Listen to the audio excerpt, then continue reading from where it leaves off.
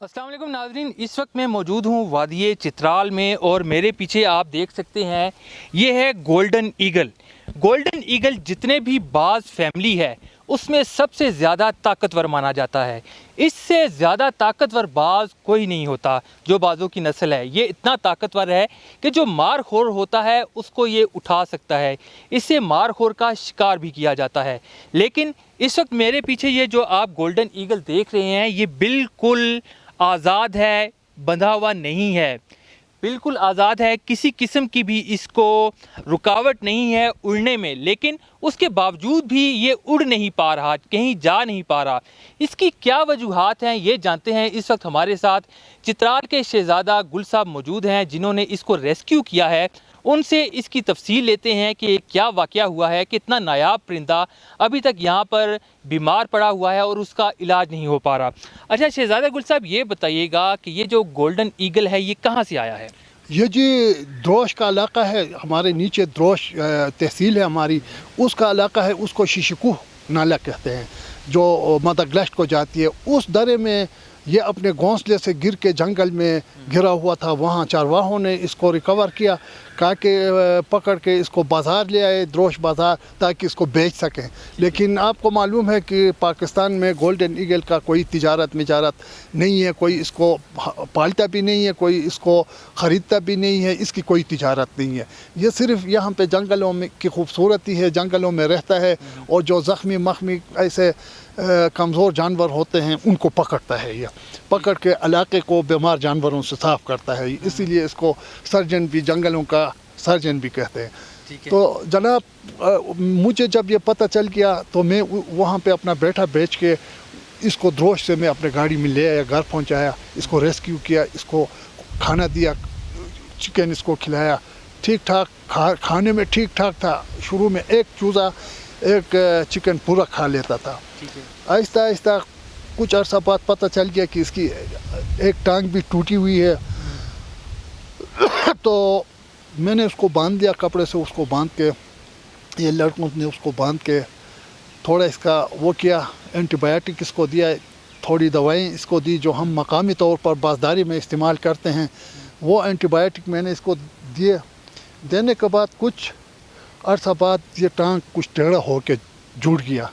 जुड़ के अब इसमें ये मसला है, ये शुरू से इसके साथ हमना था, अब ये हमना इसका ज़्यादा हो गया है और इस वजह से ये गोश्त कम खा रहा है। तो जो डोज ये खा रहा था एक चिकन का वो अभी नहीं खा पा रहा।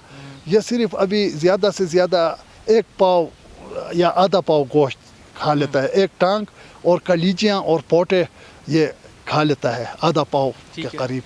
तो मैं तो समझ पा रहा था कि ये जल्दी 1 महीने में ठीक हो जाएगा, मैं इसको चित्राल गोल्ड नेशनल पार्क ले जाकर रिलीज़ करूं। ये अब भी काफ़ी लंबा हो गया है, करीबन 2 महीना इसके मेरे पास हो गए। मैं आईएएफ वालों से और हुकूमत के अफसरों से जो हमारे बड़े हैं उनसे अपील करता हूं, ये इनके इलाज मुआवजे के जो ज़राई हैं पाकिस्तान में वेटरनरी के बिल्कुल नाकाफ़ी हैं और इनको बेहतरीन इन जानवरों के साथ डील करने के लिए एक और ट्रेनिंग की ज़रूरत होती है। गाय और गधे और खच्चर वाला ट्रेनिंग से ये नहीं बच पाते, तो इनको सही जाके प्रॉपर ट्रेनिंग दे के पाकिस्तान में हमारे लिए, ख़ासकर चित्राल में, ये जी माइग्रेशन रूट है जी तमाम बाज़ों का। अच्छा, तमाम किस्म के आपने शहज़ादा गुल साहब माइग्रेशन रूट की बात की है, तो ये बताइएगा इसका माइग्रेशन रूट क्या है, कहाँ से आता है ये बाज़? ये जी सर्दियों में साइबेरिया से डाउन डिस्ट्रिक्ट जाते हैं, गर्म इलाकों में जाते हैं, और जब गर्मियां होती हैं तो ये हिजरत करके साइबेरिया पहुंच के वहां बच्चे निकालते हैं।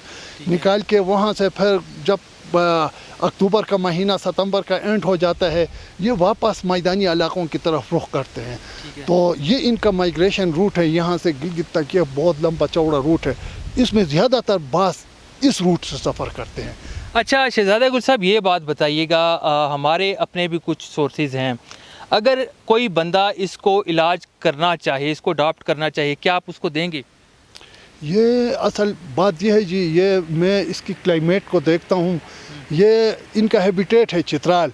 अगर कोई बंदा इसका इलाज करना चाहे तो यहाँ पे आके अगर इसका इलाज करे तो ये बेहतर रिकवर हो सकता है। अगर इसको मर्दान ले जाके या इसको लाहौर ले जाके इसका इलाज किया जाए तो उसके लिए एक्सपेंसेस की भी बहुत ज़्यादा ज़रूरत होगी, एयर कंडीशन कमरे की भी ज़रूरत होगी। यहाँ पे तो इतना गर्मी नहीं है, फिर भी ये हाँप रहा है। तो अगर इसको लाहौर या पेशावर ले जाया जाए तो वहाँ पे। अच्छा, आपका कहने का मतलब है कि यहाँ का क्लाइमेट जो है इसको सूटेबल है, ये ज़्यादा गर्मी में सर्वाइव नहीं कर सकते। ये बस पंजाब में बहुत ज़्यादा तादाद में नीचे डाउन डिस्ट्रिक्ट में बीमारियों की वजह से मरते हैं, जबकि मैं इधर बास रखता हूँ, कोई भी दवाई नहीं देता। मेरा बास 2-3 साल में रखता हूँ, फिर वापस जंगल में उड़ा देता हूँ, वापस चला जाता है।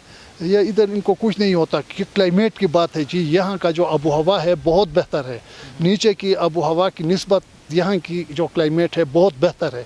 इसी वजह से पोल्यूशन भी नहीं है, जानवर यहाँ बेहतर सरवाइव कर सकते हैं।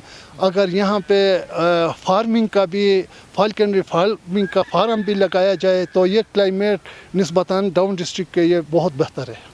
बिल्कुल, शहजादा गुल साहब कह रहे हैं कि अगर कोई इनकी हेल्प करना चाहता है तो वो यहाँ पर आए, ये उनको मुकम्मल सहूलियात देंगे। यहाँ पर वो आए, इस बाज़ का इलाज हो ताकि इस बाज़ की जो मुश्किलात हैं वो हल हो और उसके बाद इसको यहाँ से वापस रिलीज़ किया जा सके। जी।